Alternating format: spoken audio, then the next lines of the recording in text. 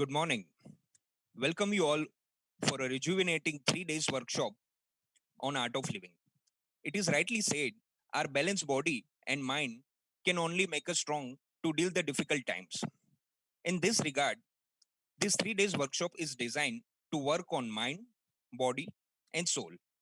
To rejuvenate ourselves, we have with us very renowned spiritual yogi Tyagi Surjo. Tyagi Surjo is a spiritual co-director of Ananda Sangha, Mumbai.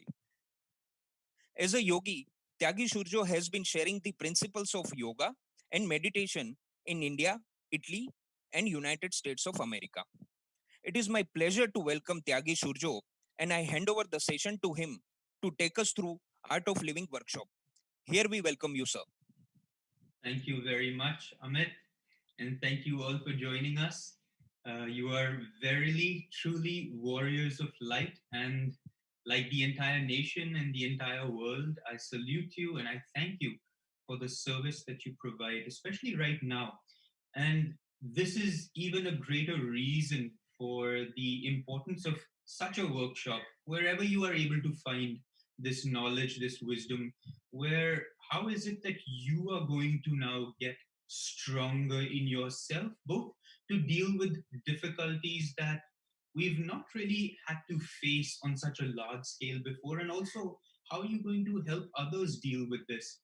You, of all people, know better than anyone the power of our own body and our mind to actually promote healing.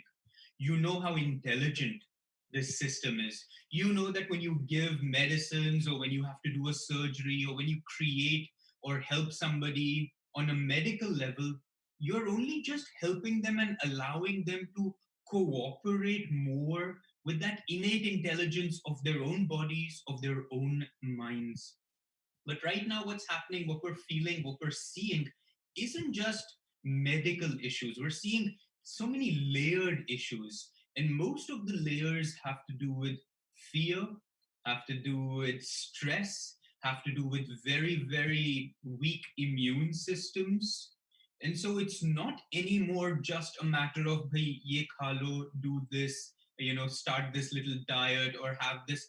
It's how do we now help ourselves and how do we help others bring a much more holistic approach. And holistic, I mean, where we're looking at this entire body complex as one united reality. And that everything that we give and share as part of helping and supporting this complex takes into account this entire reality. And in many ways, the yogis of ancient India, that's how they saw the body. Sometimes a lot of superstition creeps into these processes, but they really saw the body as you see the body. They saw it as a marvel. They saw it having infinite power and potential.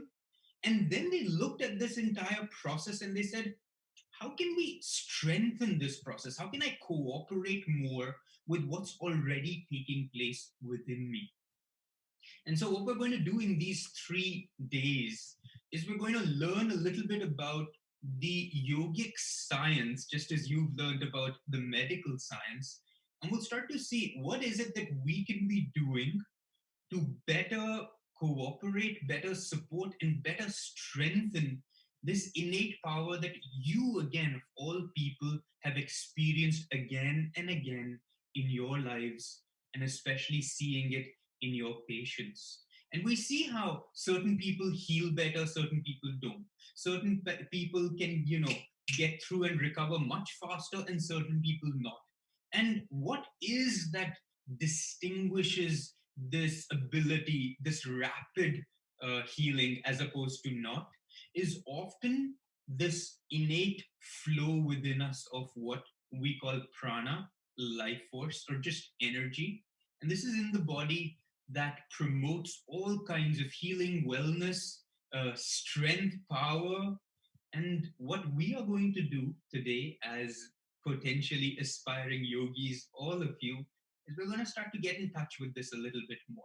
We're going to learn first what basic meditation is, because again, meditation is one of those extremely vague subjects. People think ki aankh band kar liya, baith gaye, that's meditation. But ho kya raha hai meditation? I mean, what am I supposed to be doing?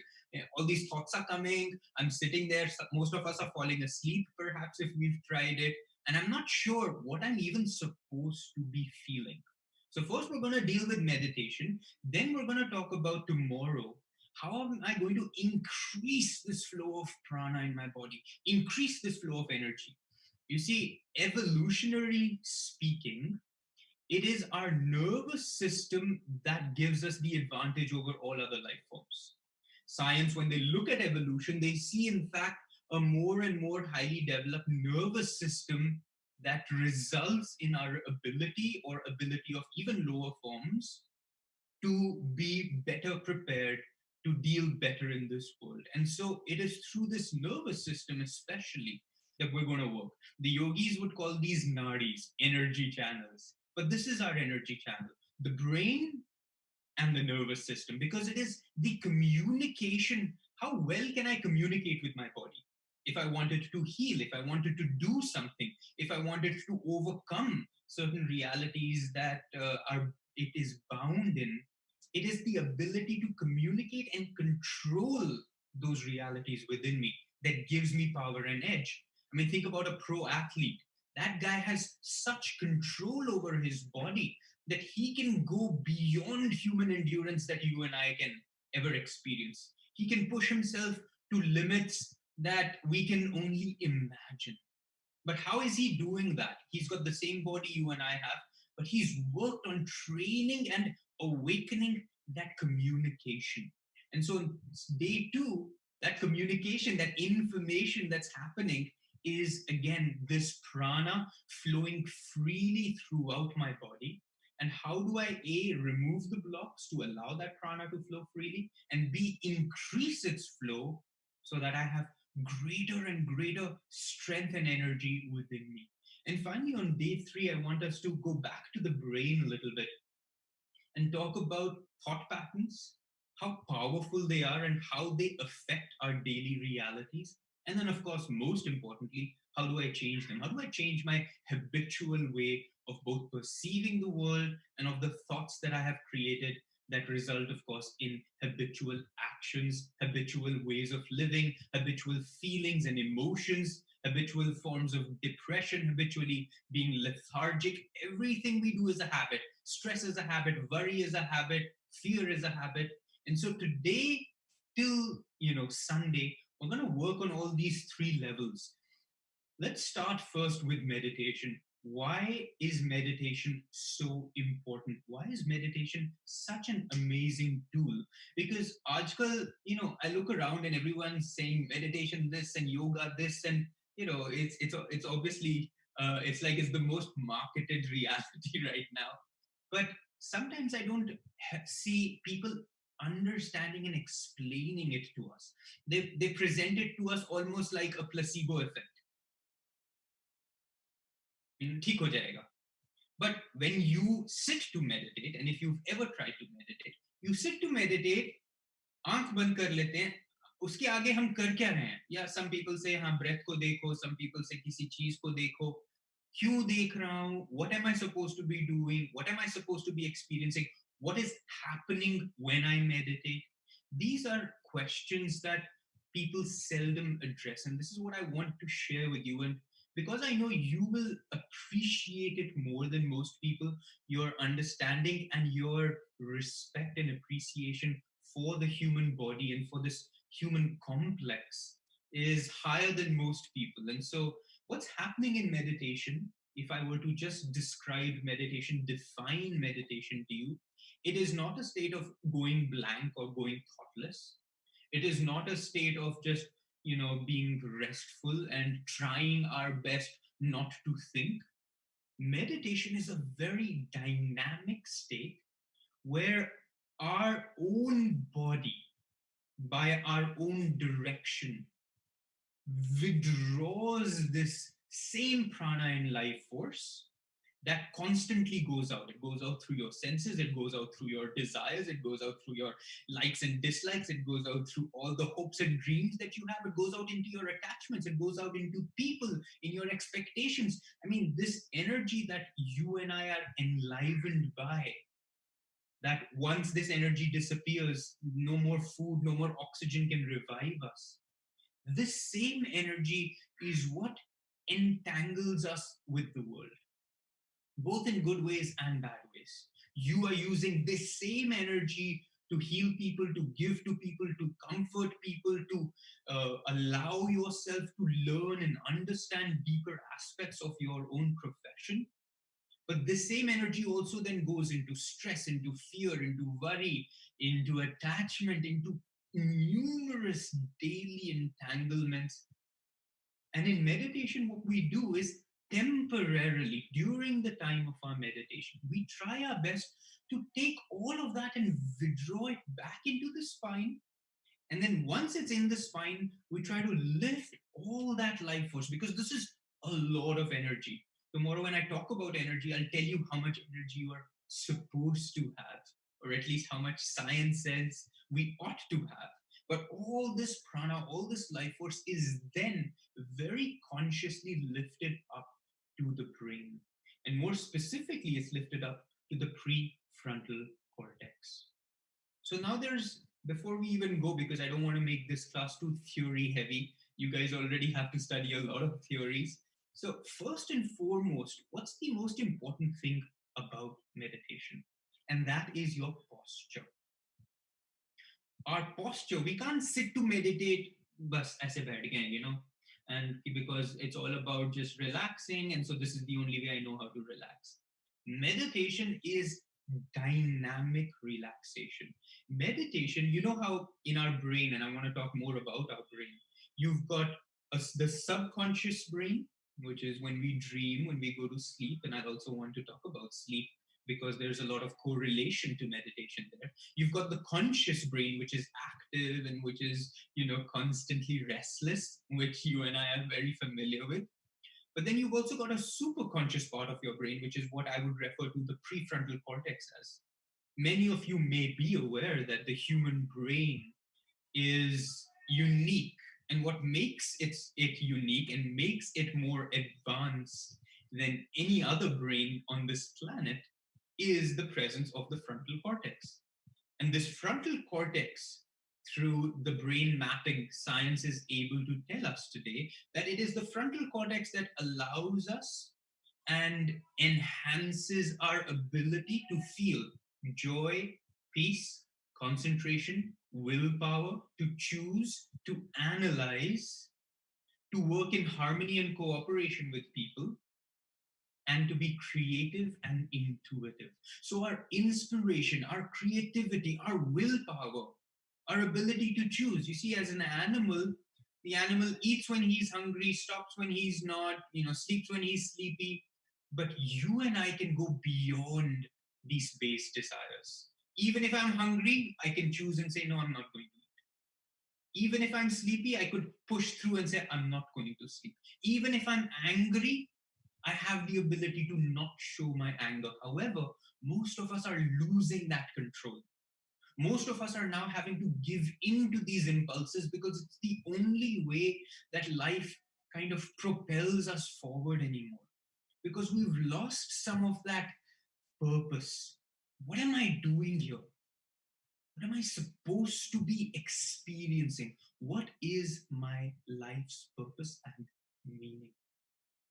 And in order to return back to that elemental stage where you can see the world unfiltered, otherwise it's filtered through what? It's filtered through your likes and dislikes. क्या मुझे पसंद है, क्या मुझे नहीं पसंद है, कौन मुझे पसंद है, कौन नहीं पसंद है, how I like to do things, how I don't like to do things, what are my desires, what are the things that I want to push away, what I don't want in my life. I mean, so we look at the world and then we get so caught up in these little things, and then it's like अब पता ही नहीं हमको हम कर क्या रहे हैं. पैसा भी आ गया है, फिर भी we are not so happy. Family भी अच्छी खासी है, फिर भी we're not so happy. My work is really stable, फिर भी I don't feel so fulfilled. I'm still worried. I still feel more and more stress developing, even though I'm doing a service that very few people have the privilege of doing.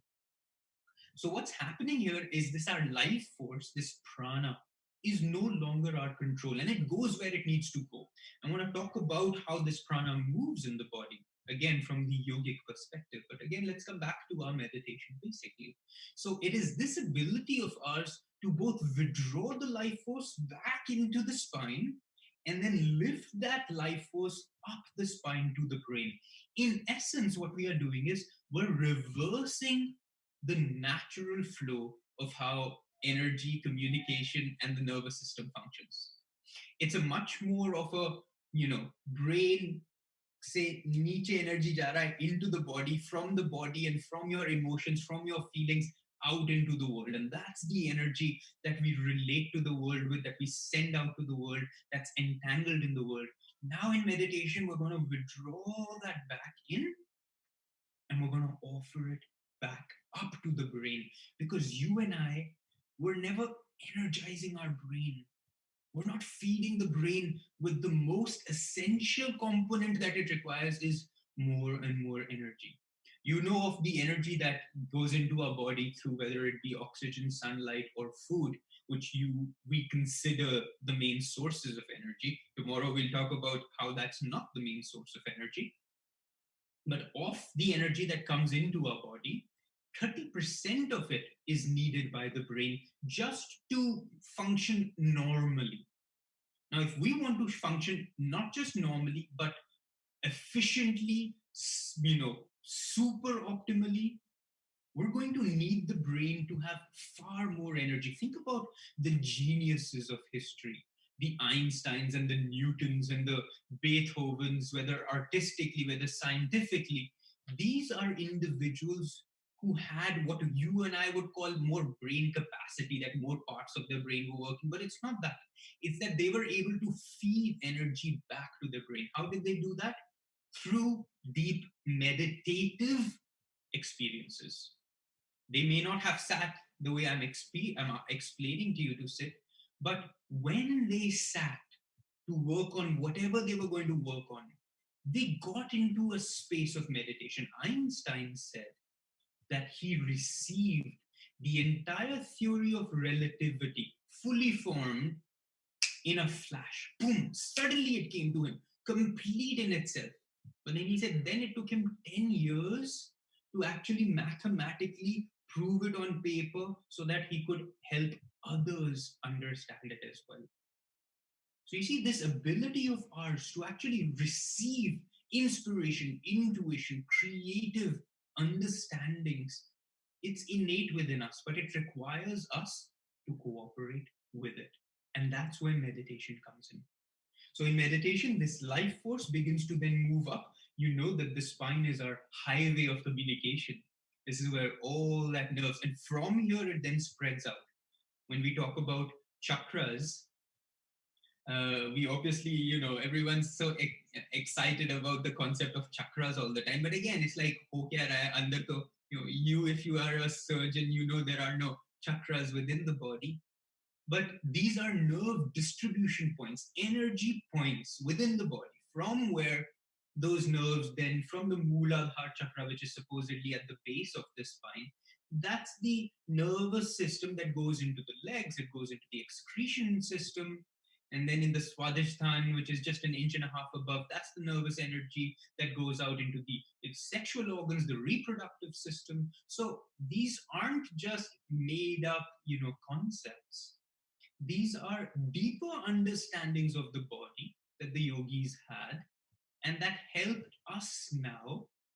I know you are men of science, men and women of science, but you also recognize that science and a scientific understanding can certainly lift our lives up.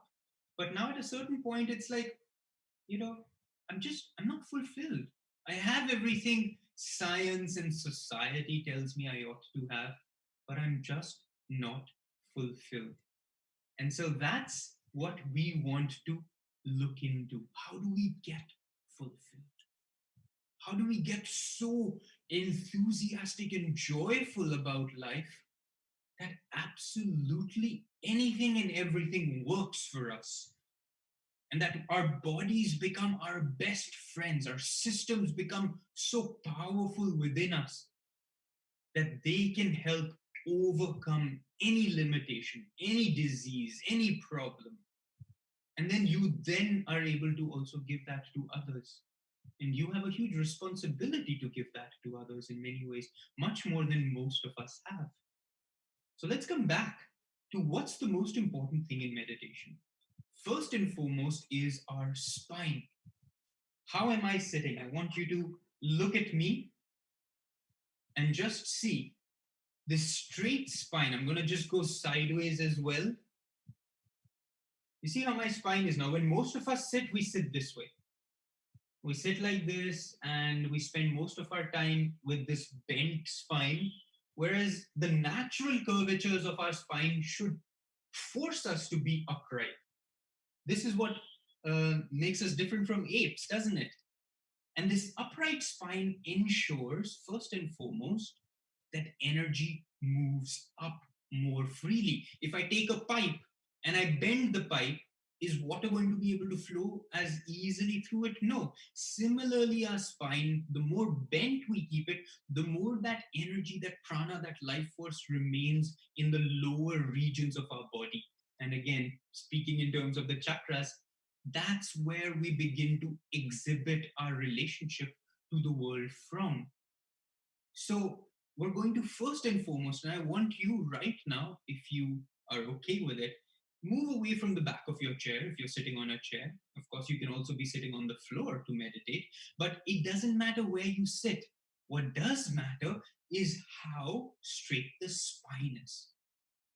And when the spine is straight, it has to have a full alignment, which is what? Your shoulders can't be tense and up like this. They have to be relaxed and backward so that your chest is open. Your chin needs to be really straight and parallel to the ground, neither niche nor upar, again, so that you don't kink, that you don't bend this channel of energy within. And your hands you place with your palms uplifted just gently. Ideally, you would place them at the junction. And let me just show you for a minute, zoom out. At the junction of your thigh and the abdomen. You see, when I place my hands here, what happens? My chest naturally opens as the shoulders go back. Otherwise, if I sometimes people like to place them forward, which is wherever is comfortable for you.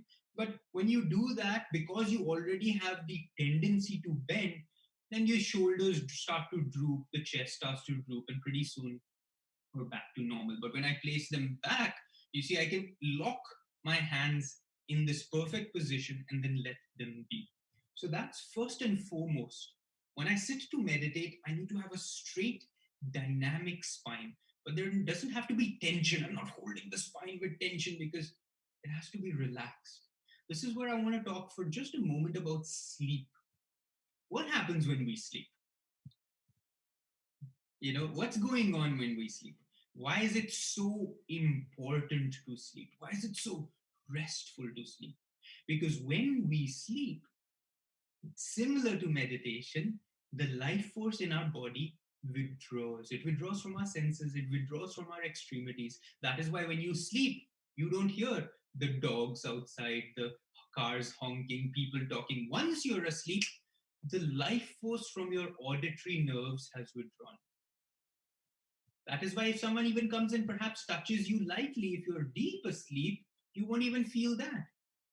Mothers and fathers know how much it takes to get the children to awaken. You have to really put energy to bring that life force, their prana, back out because it's withdrawn into the spine. But what happens in sleep, which is different from meditation, which we don't want, is in sleep the energy goes more into the subconscious part of our brain. And in the subconscious part of our brain, that is why we have dreams, which is just a storehouse for all our thoughts, all our memories, all our tendencies, all our thought patterns, all our habit patterns, all our perceptions of the world. So it's a very colored, very kind of biased place to be because it's everything that you've put in. It's like a garbage receptacle, everything goes in. And so when the life force at sleep goes and rests there, at that time we go into a subconscious state. But in meditation, we don't want the energy to go to the posterior part of our brain. We want it to go and awaken this part of our brain, this human part of our brain, this executive functioning area of your brain. This part of your brain will give you the joy, will give you concentration and willpower, will help you cooperate and be harmonious with people and circumstances around you. This part of the brain gives us choice. Now, let's talk about what's happening right now in our lives. Most of us live in what's called the limbic system. What's the conscious brain? And in the limbic system, you know very well, you've got the amygdala, and the amygdala is really, really dangerous only because it creates that fight and flight response within us. It creates the stress mechanism within us. It creates fear within us. And what happens when that happens? Again, you know really well. Adrenaline, cortisol being released, our blood getting thicker, our heart having to pump faster, the energy and life force moving away from the executive functioning of your brain so you can't really think that deeply at that time, energy moving away from your essential systems such as your digestive system, your immune system, and mostly going into the arms and legs, because to prepare for whether the fight that is to come or the flight, the run that we have to do. See, these are ancient systems of protection for the body, of survival. Back in a someday, that was extremely important for us. But today, if my computer doesn't work properly, I'm already stressed. If a person looks at me badly, I'm already stressed. And you're not going to go beat this person up. You're not going to run away from this person. We can't, because these people are our own loved ones, our bosses, our patients, our relatives. I mean, if an auto driver doesn't drive the way you like, you'll get stressed and upset. So see, what's happening now is that our limbic system is so active that it is now taken over, and now you and I can no longer really choose. We can no longer stop the anger. We can no longer stop the fear. We can no longer stop the irritation. Now it's become so powerful because we don't energize the prefrontal cortex as much.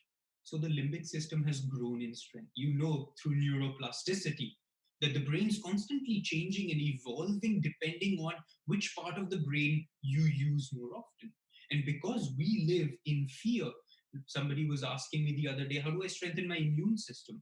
One of the greatest, you can say, blows to the immune system is this stress and this fear. Because every time it sets in, life force has to be drawn away from your digestive immune system, from many of the, in those moments, non essential systems. And so, again and again, whenever you're experiencing this, if energy is being withdrawn away from these really, really important aspects of your body that your body needs to heal and to function properly, imagine how disbalanced we've become. And in meditation, when we strengthen this part of our brain, what happens? It becomes that now, little by little, through daily practice of meditation, this part becomes stronger than this part. So the next time something happens that triggers you, that makes you upset, rather than this part taking over, because this part is stronger now, you'll just be like, you know what? It doesn't matter. And you will finally be able to be in absolute control of yourself.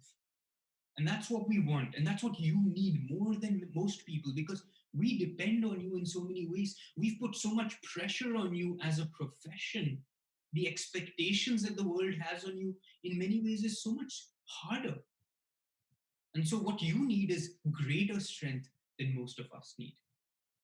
And so, when you're going to start this process of meditation, how are we going to bring the energy up to the brain? The first part, where we draw parallel from sleep, is कि अच्छा, in sleep my life force automatically withdraws. And हम sleep में कर क्या रहे हैं?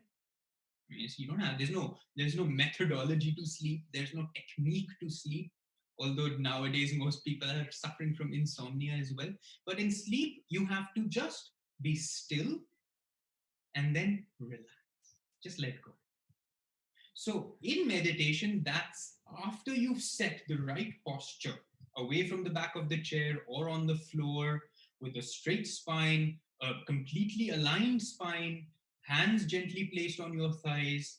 Now, at this stage, I need to learn how to let go of the body, to relax the body, and then to stay absolutely still. That's the other part of meditation people don't really focus on. So you sit to meditate, then you have to adjust, then you have to move. Now you have to scratch your head. Now you have to move your leg. Now suddenly kahin aur kahin dard ho raha hai. Now what happens is every time I move, the same life force that was interiorizing and going up, suddenly, it's kind of has to go back out again. It was going in and suddenly it has to go back out again. And again, every time we move, the energy that was interiorizing is forced back out into the body, into the senses, into your nervous system.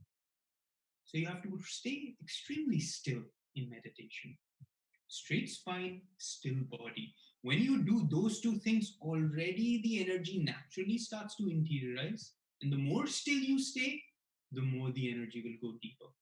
Now, tomorrow I will give you some exercises that will help learn how to relax the body more deeply, because for most of us, there are lots of blocks in our body.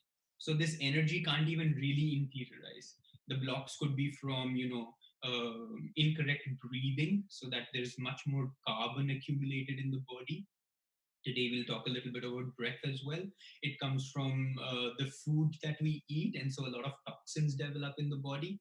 It comes from a lifestyle where we are not very active, so the energy, tends to solidify, and that's why, we have so many aches and pains, and we're always feeling a little low and fatigued.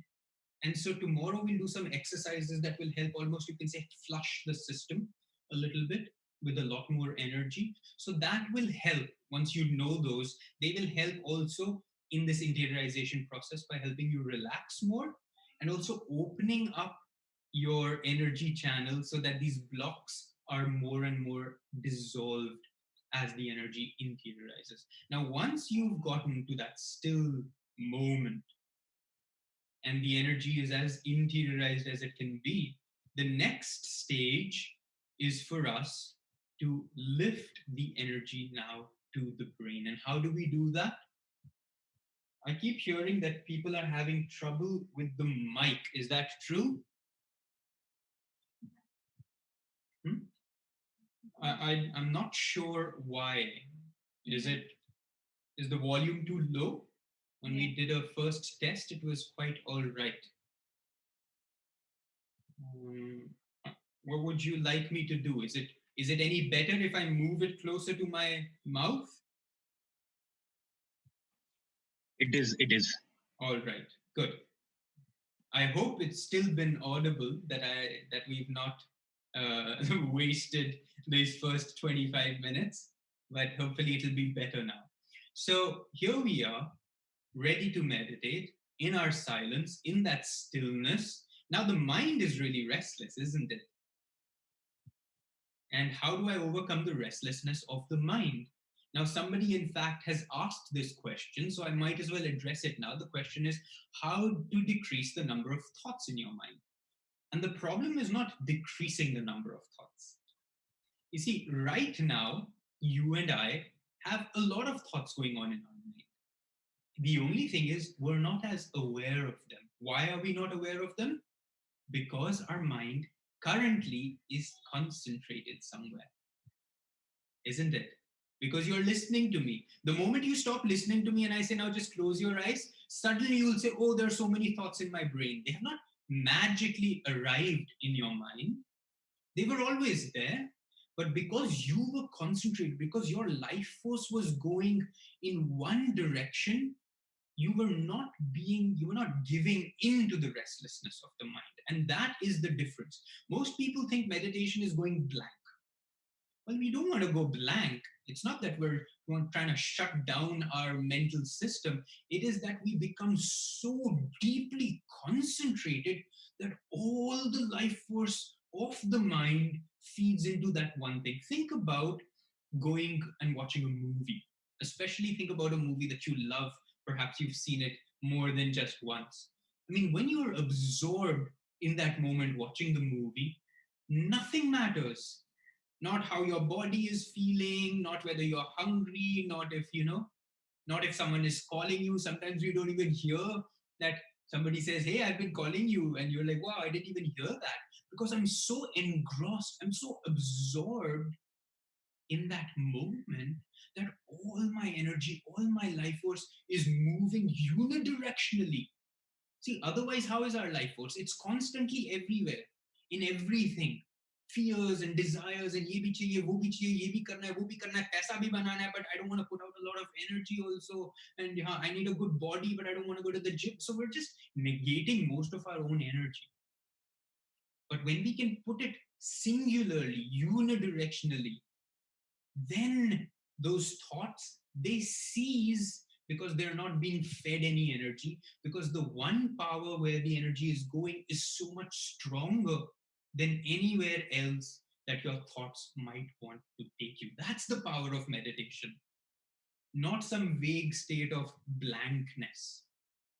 No, we want to be dynamically aware in meditation. We want to be so alert in meditation.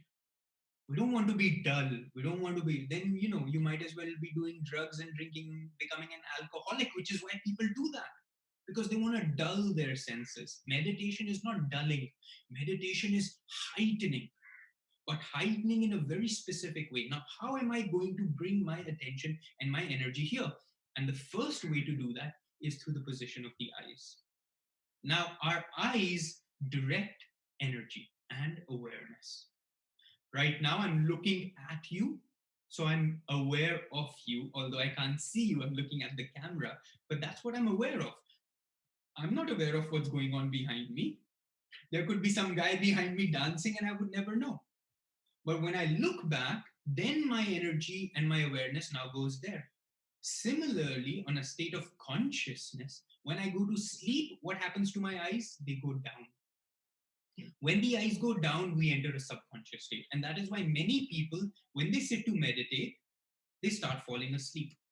Why? Because their eyes go down. And so when the eyes go down, energy goes down, consciousness goes down. In meditation, what we are going to do is we're going to gently uplift our gaze so that it starts to direct our energy and awareness up to the brain, to this area. Now, it is not that you need to be looking at this point or anything, and so your eyes have to be cross eyed and you start developing a lot of strain and tension here. Not at all. The eyes have to remain parallel, and you just lift them up, say around 15 degrees or so, as if you're gazing at a distant mountain peak, or you're gazing at the horizon line where the sun is just setting. So it's just a very short uplifting, very relaxed uplifting, but while the eyes are closed, the gaze remains uplifted. If you've ever seen a photograph of a saint in ecstasy, you will always see their eyes uplifted. Because when they achieve this state of ecstasy, this samadhi, this bliss that they feel, so much energy rushes up the spine that the eyes naturally go up. Now, we're not going to wait for the eyes to naturally go up. We're going to lift the gaze up so that we start to move the energy in the right direction. So when I sit to meditate, straight spine, still body, relaxed, then I look for where my gaze is. With my eyes closed, I lift the gaze up gently. One thing you can do, which helps, is if you take your thumb and you place it at eye level so that, okay, this is the straight. Now you lift your thumb up where it is essentially at your head level. So it's a very light lift, just those 15 degrees. When it is at your head level, and if you stare at the tip of your thumb, that is more or less just that gentle lift that you need. But throughout your meditation, you have to hold that lift. Every time, and you will see this happen over and over again, because of habit, the eyes will keep falling down. We're not used to keeping them uplifted, they'll keep falling down. Remember, even as children, perhaps even now, when I had to remember something, when I was struggling with a certain concept, we tend to lift our eyes up and we tend to place our hands right here on the prefrontal cortex. क्या था यार उसका नाम? Pencil लेके यहाँ पे मारते थे जब कुछ याद नहीं आता था स्कूल में. Oh, what was that? So you see, we have this innate knowledge that wants to awaken the prefrontal cortex. So we begin to touch it, we lift our eyes up to it to try to flood it with more energy. And so in meditation, we're doing the same thing, using the innate knowledge of your own body, of your own system, to awaken that flow of energy upward towards the brain. And so once the eyes are set and the energy begins to move up, now we have to figure out how do we get concentrated, because the mind is constantly restless. Now, for concentration, we need a tool to concentrate on. If I'm saying concentrate on this person, concentrate on your work, concentrate on this movie, concentrate on something, what should the mind concentrate on? And you probably know this answer. This is the most common thing that everybody does, and this is concentration on the breath. But why concentration on the breath? What is the breath? Now, the breath has two very powerful, you can say, realities to it. First, and very important, is that the breath is happening right here, right now. So it keeps you perfectly in the present moment if you can focus on it. Because the problem with the mind and the thoughts are that it either wants to keep you in the past or it wants to keep you in the future. It's never asking you to be in this moment. And because it's never asking you to be in this moment, you've never actually even experienced fully what the present moment feels like. Because we're always, all the things we didn't do, we should have done, we wanted to do, and all the things we should do, will do, desire to do, or don't want to have in the future, whether it's fear, whether it's desire, one way or the other, it is whether in the past or in the future. Now, meditation is being perfectly in this present moment. The only way you and I can do that is if we have something that is in this present moment, and that is the breath. Because the breath is happening right here, right now. You're right now inhaling, you're right now exhaling. And if you stay with that flow, the mind attunes and aligns to this present moment. Now, that's not easy to do, but that is why it's going to take a little effort from us, a little commitment and energy from us. The other thing about the breath, and this is even more subtle and more important in certain ways, is that the breath relates to your mental state and it relates to the flow of energy in the body. Let's look at it in a few ways. Firstly, let's look at the mind. When you are angry, what happens to your breath? When you are angry, what's happening? You're very agitated. The mind is extremely agitated. It's extremely restless. And so the breath immediately mirrors that restlessness. जब गुस्सा आता है तो सांस भी नहीं ले पा रहे हैं हम ठीक से. And of course, when the mind is calm, when the breath is calm, like right now, you're fairly calm. And if I ask you, are you inhaling or exhaling? You don't know. Because it's just so still. पता भी नहीं चल रहा कि कुछ movement है, that we are even breathing. Now, similarly, energetically, when you're energetically restless, if I've just come from a run and my energy is restless in the body, this life force is moving very restlessly, again, my breath is going to naturally be restless to feed much more oxygen into the body in that time. Similarly, if the body is calm, the more still you are. Right now, if you're still, then the breath is also still. But even more importantly, the breath relates to two flows of energy in the body. One is an upward flow, one is a downward flow. And the yogis realized, and this is basically the science of yoga, is that when the energy moves up the spine, I experience happiness, joy, fulfillment, positivity. And when the energy moves down the spine, I experience sadness, depression, being dejected, being sorrowful. So the positive states are when the energy moves up, the negative states happen when the energy moves down. And our breath relates to this. Every time we inhale, now if I ever give you good news, if I say, wonderful, you've just gotten a promotion, or your patients have all, really recovered well, anything that's wonderful, your child has done extremely well at school, if someone gives you good news, watch the breath. Immediately you will always inhale. Oh, really? Oh, wow. How wonderful. You will always inhale because that energy moves up and says, great. And you will also see your body suddenly go up. If you were sitting like this on your desk and someone comes and gives you great news, you'll say, such, wow, Amazing.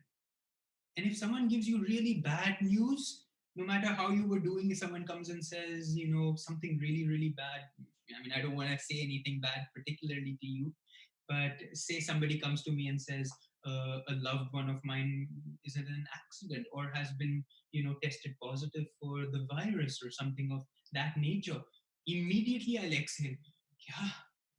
And you'll see my body also go down because the energy starts to move down and starts to pull you down with it. And the exhalation becomes like, you sigh. No, really? Oh no.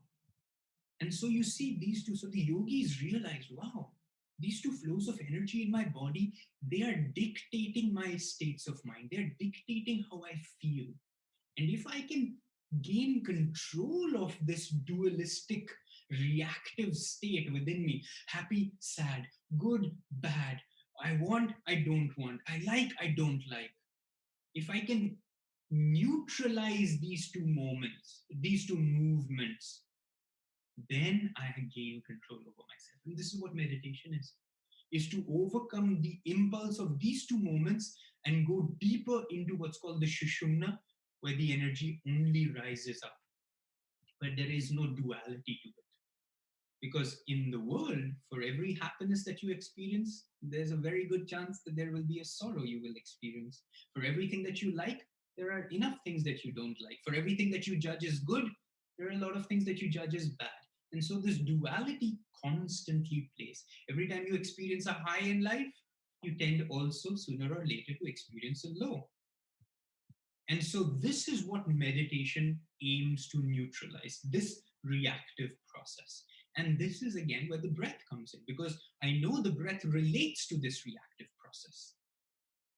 And so if I can get the breath to become so still and my mind so concentrated on it, two things will happen. My mind will be perfectly in the present moment. And because the breath becomes still, this reactive process will start to get still as well. And with it, the mind will get still as well, which is the other part of thoughtlessness. To get thoughtless, you have to essentially get breathless. Now, I know as doctors, you will say, well, no breath, then no life. But as yogis, we know people who've gone beyond breath, who can go beyond their heartbeat. My own Guru Paramahansa Yogananda would demonstrate in one hand, a very fast pulse, in the other hand, no pulse. Suddenly he could stop his heart at will. Some of this may feel a little science fiction-y to us, but I ask you, go in your own meditation and try and experiment and see what you yourself can do. But even if we don't go breathless, we will at least go to a point where the breath is so subtle, so thin, so close to non existent. Now, think about when you have to do something that requires great concentration, when you have to thread a needle. What do we do in that moment? हम सांस को रोक लेते हैं.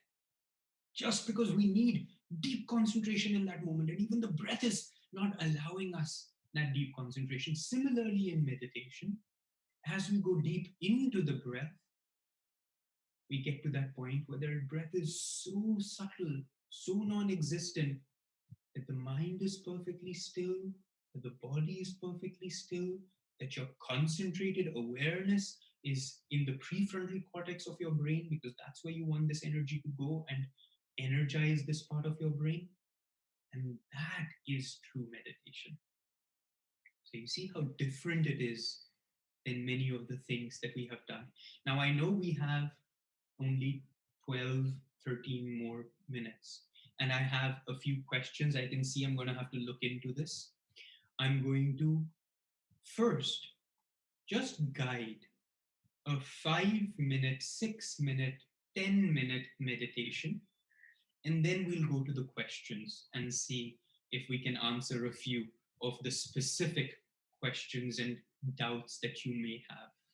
Now, of course, what I have shared with you, normally I share over 12 hours of a meditation workshop. So I've really had to put it all together and scrunch the very details of the essence of these things.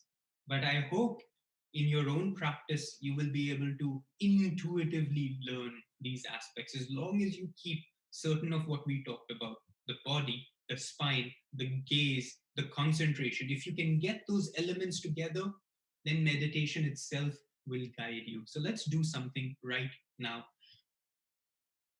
Let's all sit upright, chin parallel to the ground, shoulders relaxed, chest open, hands firmly at the junction of your thighs and the abdomen.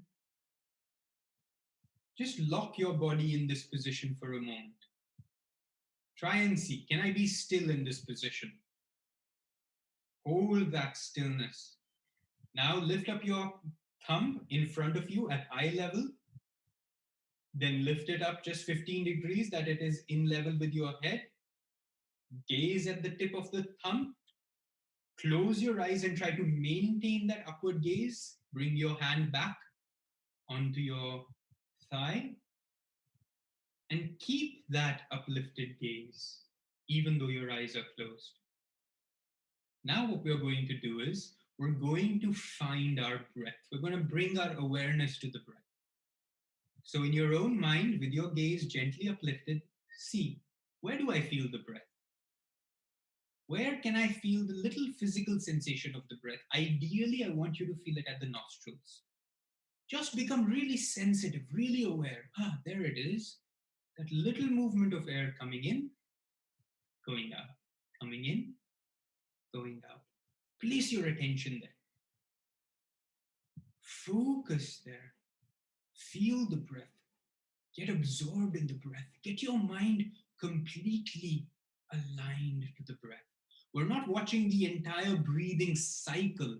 We're only watching a gentle movement coming in, going out. And you're fixing your mind on that one point where you feel the breath coming in and going out. And as I'm saying, ideally that's at your nostrils. That little coolness as the breath comes in, that gentle warmth as the breath goes out. Settle your mind there.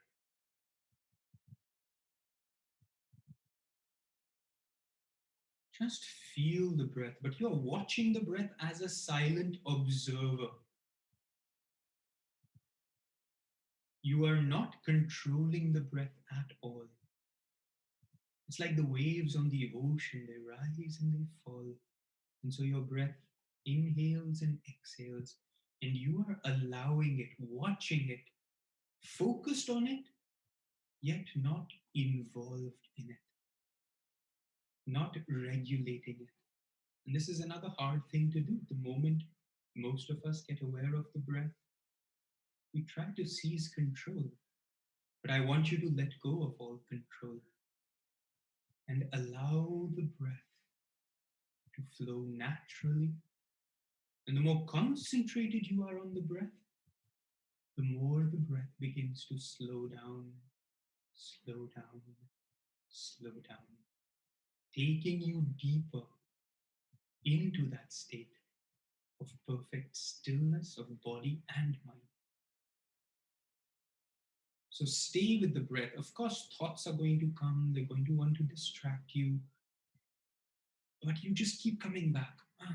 In this moment, all that's important is the breath, is me being in this present moment. Stay with the breath, no matter. This is you training your brain, training the mind to be more powerful than your restlessness, than your impulsions and compulsions of the limbic system, where we just react to whatever the mind wants to give us. No, you are stronger than this, and you have to prove it right now to yourself by keeping the mind single pointedly focused and concentrated on the breath. Stay with the breath. Watch that gentle movement. Be in complete awe of the breath. This little air gives us our life. That if this were to stop, we wouldn't have any sustenance. Watch the breath like you've never watched it before. Appreciating it. enjoying it, connecting with it.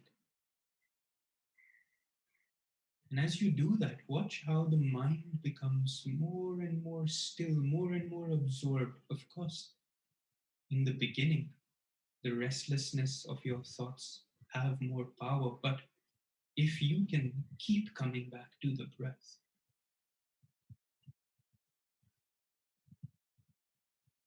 feel that, experience that stillness.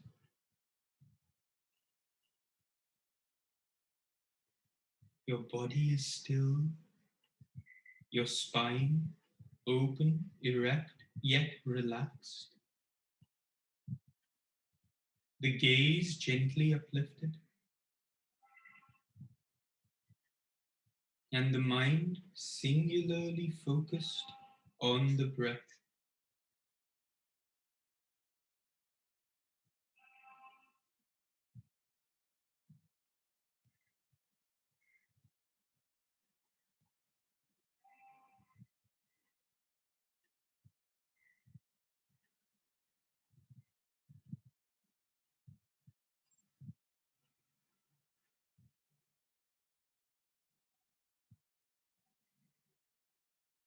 Try to hold on to this state just for another minute or two.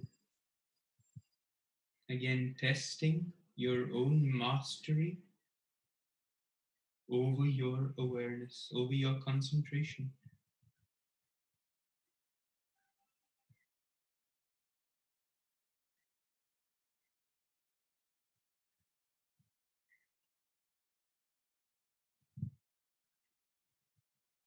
Go beyond thought as you enter into the breath and you allow the breath to draw you deeper and deeper into yourself.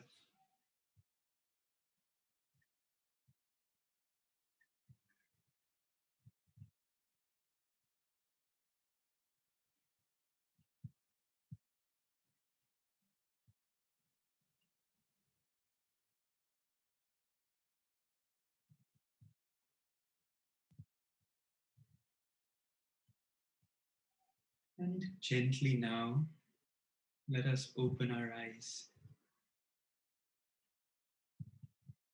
That was 6 minutes. And even though I was talking and I was engaged, even that little bit of awareness for me in these 6 minutes has already just stilled my mind, has given me a clarity, a perception. Suddenly I feel refreshed. And I don't know about you, but imagine if you could do this every day for 5 to 10 minutes, again and again. What you're really doing is you're strengthening this part of your brain so that eventually it is stronger than your reactive brain, stronger than the amygdala, stronger than the limbic system that would otherwise pull you again and again into these habitual thought patterns, habitual action patterns that you've created, the fears and the worries, the stress and the irritations, the disappointments.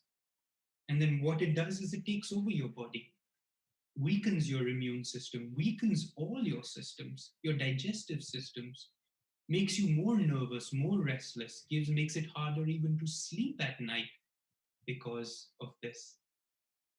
And so we're slowing down the heart, we're slowing down the mind, we're getting to that state of complete stillness and silence within, where the life force has interiorized and is completely in this moment under your control. So that when I end my meditation now, I can decide, okay, let it go back out towards my family. Let it go back out towards my work. But I don't want it to go back out into that fear. I don't want it to go into that desire. I don't want it to go into that attachment. No, I have more control over my life force right now. And tomorrow we are going to even talk more about this, increasing the life force, directing it at will throughout the body to promote better well being, better healing, better amount of energy.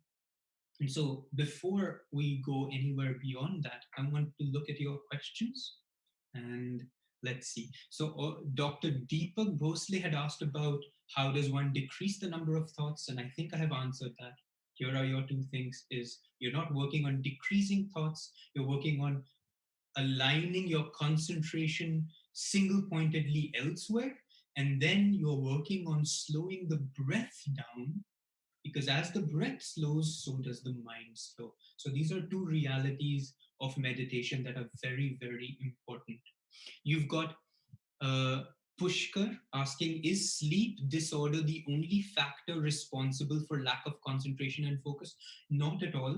Lack of concentration and focus has become an epidemic of its own in today's day and age. And it is because our energy, see, what is focus? What is concentration? Think about the difference between a flashlight, a torch, and think about a laser beam. What a torch does is it sends light, but the light keeps continuing to grow. And so this is how the torch ka light jata hai, but it means that it has spread itself so thin that it cannot, last too long. So my torch ka light will only go a few feet, depending on the strength of the bulb, of course. Here, in a laser, the light is focused single pointedly and it goes only in this one direction, and so it can go on indefinitely for kilometers if need be. And so, similarly, there is our own energy and life force in the body. If it is distractive, it is spread out. Okay, I'm writing an email, but I also want to check my WhatsApp, and I'm also trying to listen to what my colleague is saying over there. How are you going to concentrate when your life force is going out in 20 different ways? But if you can bring all of that and consciously direct it single pointedly towards one goal, then you get concentration. And that is what meditation is. It is the exercise in concentration. Where as I learn to concentrate in meditation, then I can apply that concentration in my work, at home. I want to give time to my family, but I'm just so distracted. I come home, the kids are trying to talk to me, but my mind's not fully in there. Half of me is either watching television, another half of me is wondering about the whole day and the patients that I saw, another half is wondering about tomorrow and the worries and the fears or the things and the projects that I have to do. So, how are you going to concentrate? Meditation is the way that's bringing us back again and again to that single pointed focus. So, it's not about the lack of sleep. Lack of sleep has other issues, and perhaps we can discuss more of that tomorrow. Let's see what other question we have. What concentration method is the best? I think we've gotten through that. I hope you've understood the method here is really you. And you don't want to be concentrating outwardly too much, because then your life force in meditation goes out. Right now, we want to keep it inward. So think about the breath. Now, when we practice meditation, we have also a mantra that goes with the breath. But I don't want to add too many complications right now to your practice.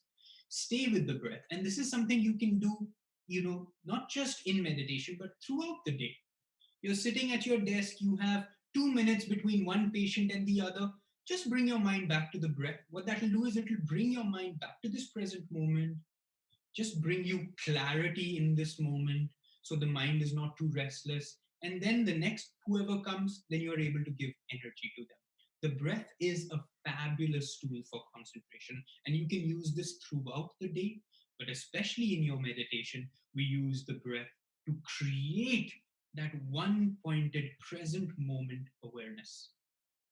How much time is good for us to do meditation daily in our lives, and which time is good, morning or evening? Very good question. Ideally, if I were to give you the best option, I would say meditate twice a day, in the morning and evening, because it helps first start our day with that right awareness, and it helps also end the day where we can kind of almost shake off all that we have gained during the day, and that we don't take it especially into our subconscious mind in sleep. You see, every experience that you have in the day, you then take it into the subconscious mind when you go to bed, and that becomes strengthened because it gets logged in there.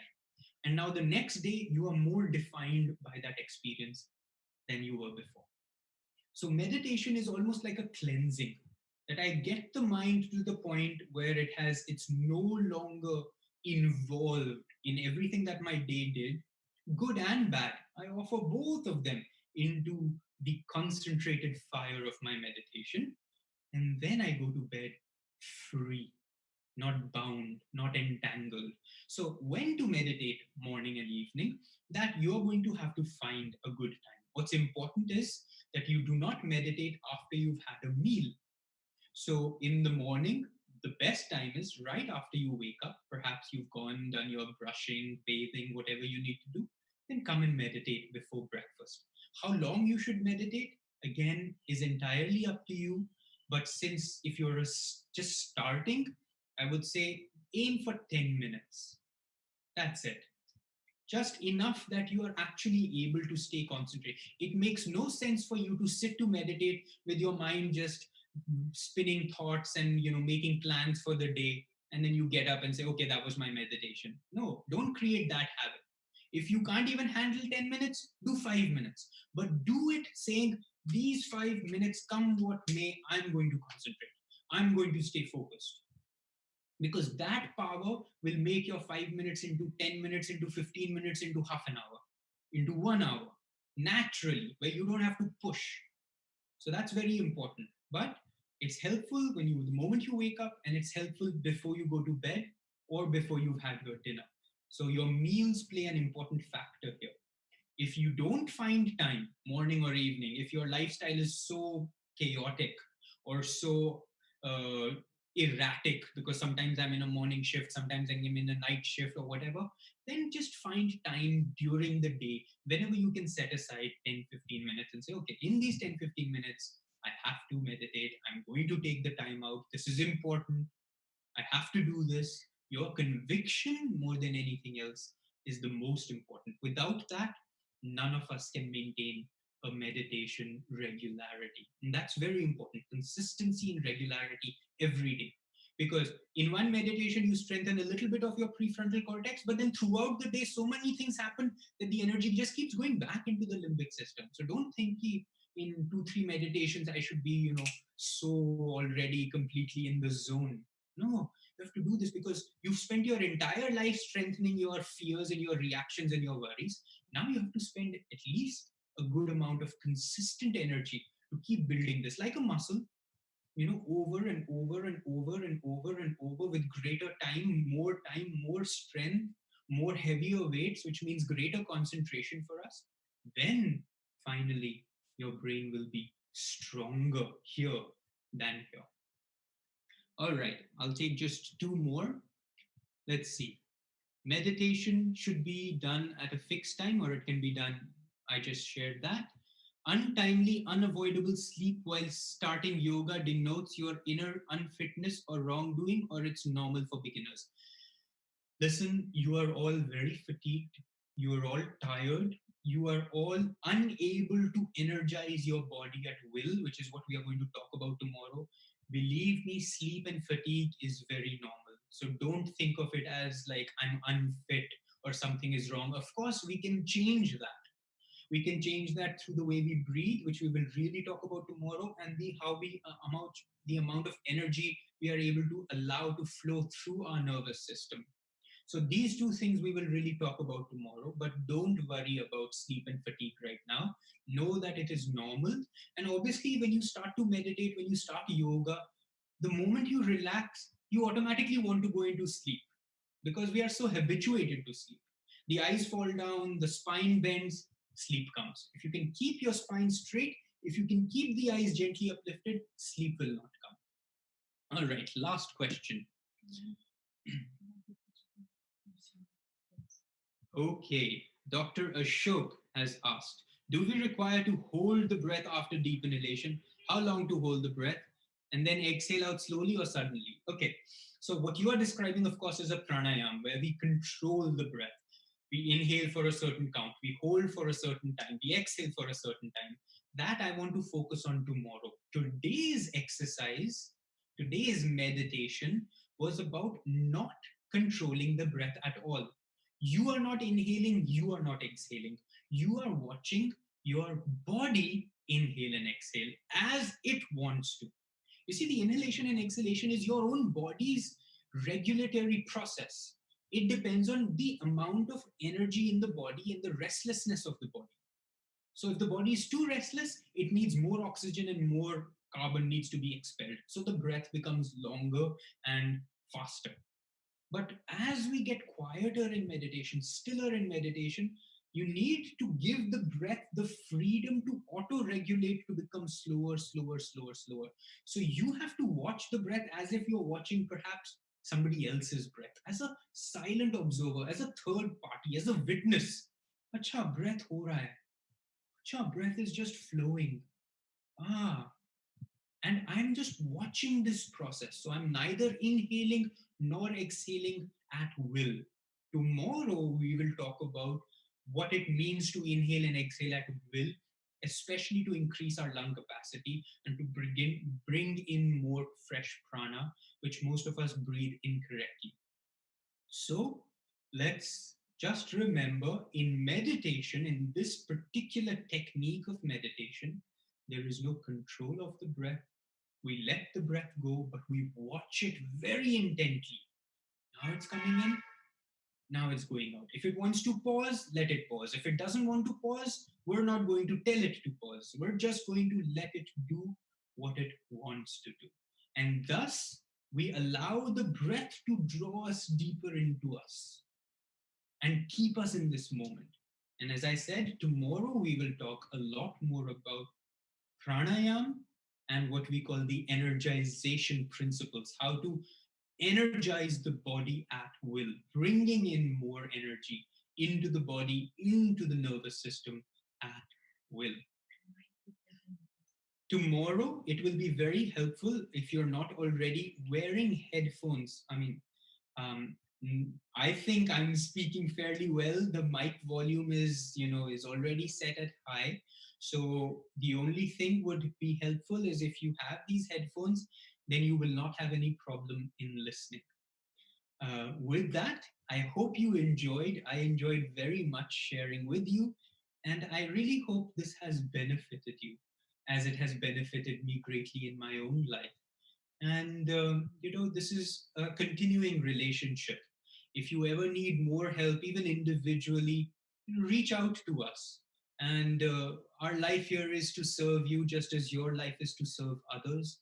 And we'd be very happy to help establish a strong, deep meditation for you to help you go into your own inner power, because that's what we would like most of all.